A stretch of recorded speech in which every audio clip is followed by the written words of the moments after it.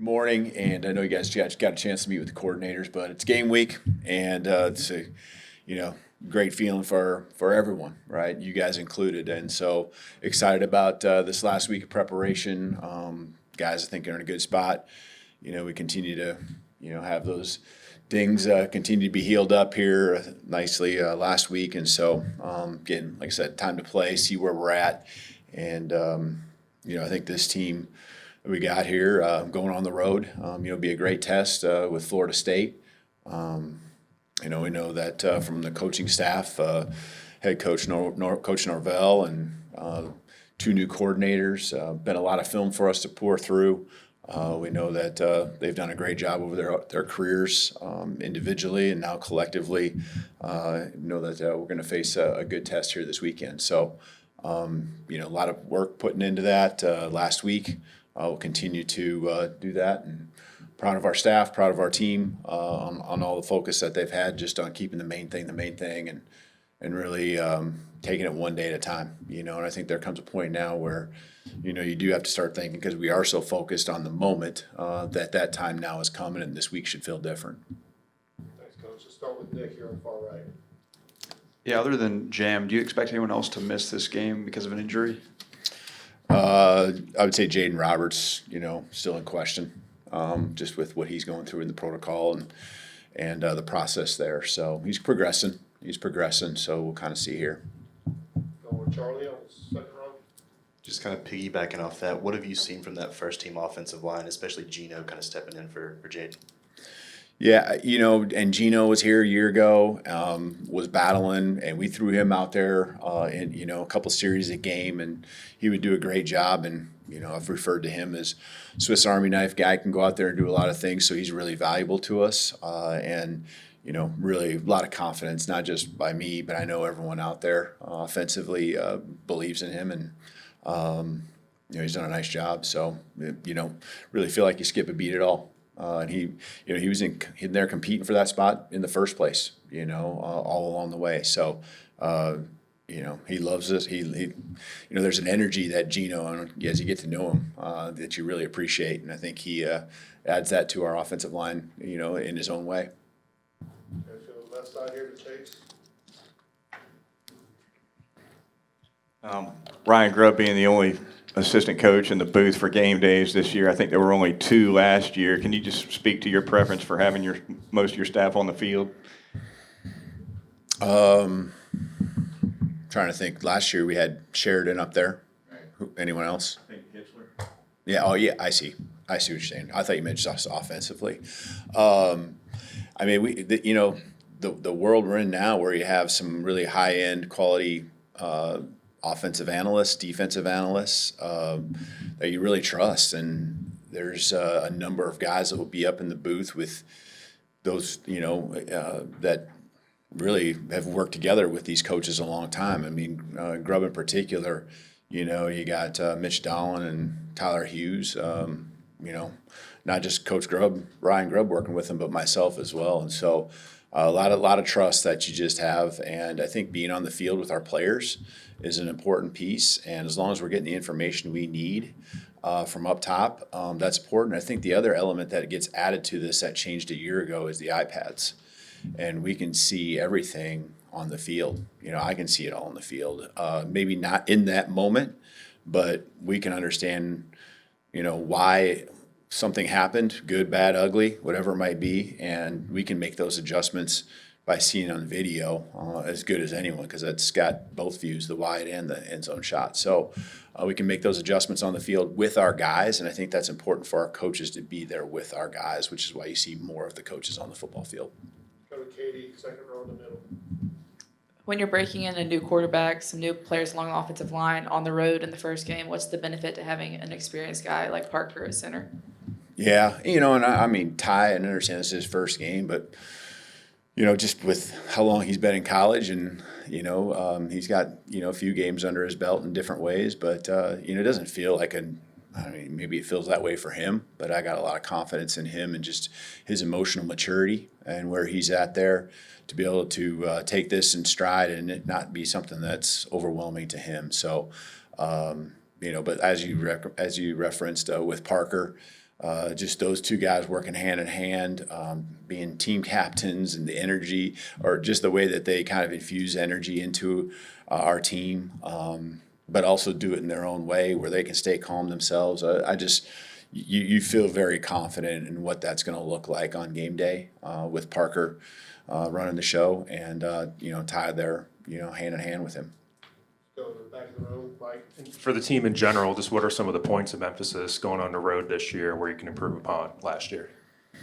I think starting fast, right? You got to start fast. You dig yourself a hole on the road. It gets hard. The crowd gets behind the home team, and that comes down to execution, which comes down to preparation and the work that's happening on the football field. Tomorrow, Wednesday, Thursday.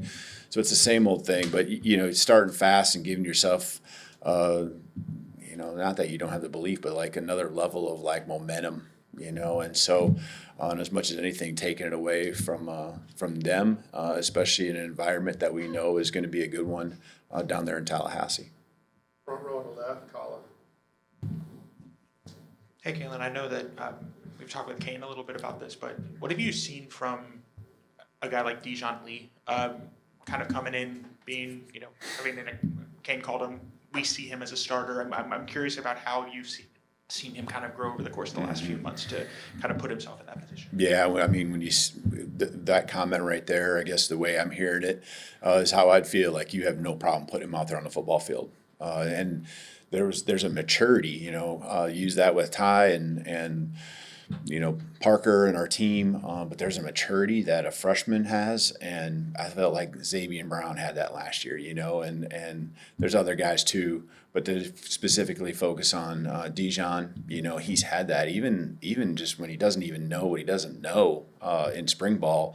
There's something about his presence and just the way he is, and it's not about being as tall or anything. It's just about the confidence to go out there and play, and I know that's all part of it. You got to have the skill set, and he's just done a great job being consistent from the first day he got here, winter workouts to where we're at today. And you keep throwing more and more on his plate, and he rises to the occasion. So you feel very comfortable putting him out there on the football field.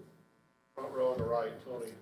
Correct me if I'm wrong here, but the last time you were on a team or coaching a team that was starting on the road was Southern Illinois in 2013. Do you even remember that game? And what do you draw on, I guess, from past experience to get your players ready for, getting a road environment right off the bat? Eastern Illinois? Did we play Eastern Illinois? Who did we play? Oh, Illinois. Okay, I was the year before we played at Eastern Illinois, maybe. So,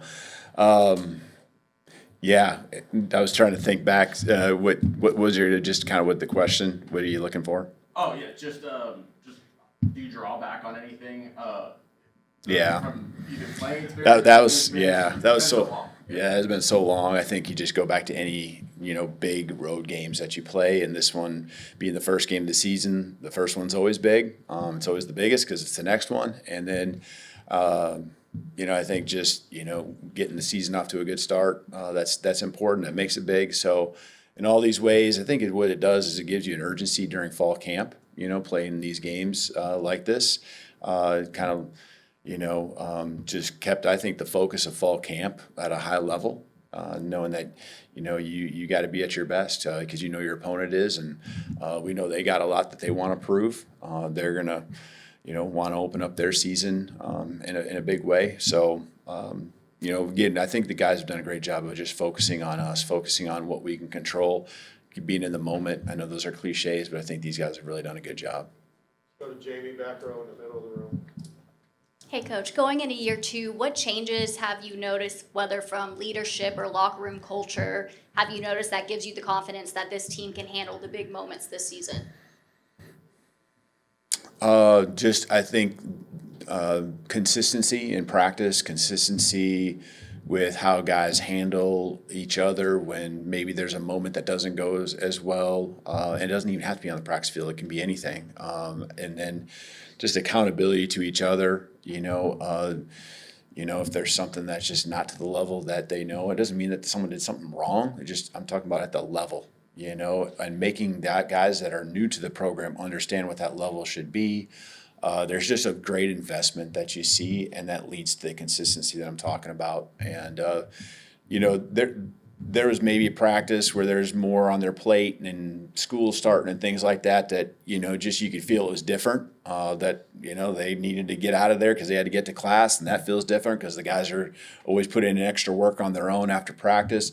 But in the end, I really feel like these guys, their investment's been at extremely high level. And if there was a rep or two in practice that didn't go their way, those individuals that group together, I missed a pass, they're going to put in the extra work and get that pass right after practice. And so, these guys want it. They want it, and the actions have supported, the work that it's supported through the work they've put in to reach their goals. Let's finish up with Kennington on the front right here. In regards to the offensive line, I know you mentioned Gino, as a potential to replace Jaden. Is there anybody else in the depth part of the offensive line that earned their way to being considered for rotational snaps on Saturday? Nothing probably to the extent that we had a year ago, where we were very intentional. Gino, and then at right tackle, kind of rotating there too. So nothing to that level right now. Doesn't mean we don't feel comfortable putting some guys out there, but especially with this group, I'd like to get out there and generate some continuity, some momentum. I remember last year, the first play of the game, I think Parker's helmet flew off. Proctor got hurt in pregame.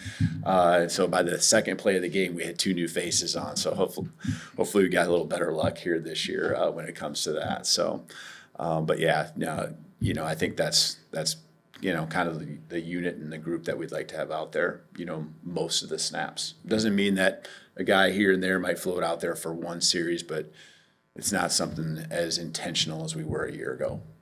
All right, thank you, Coach. Awesome. Thank you, guys. Real tight.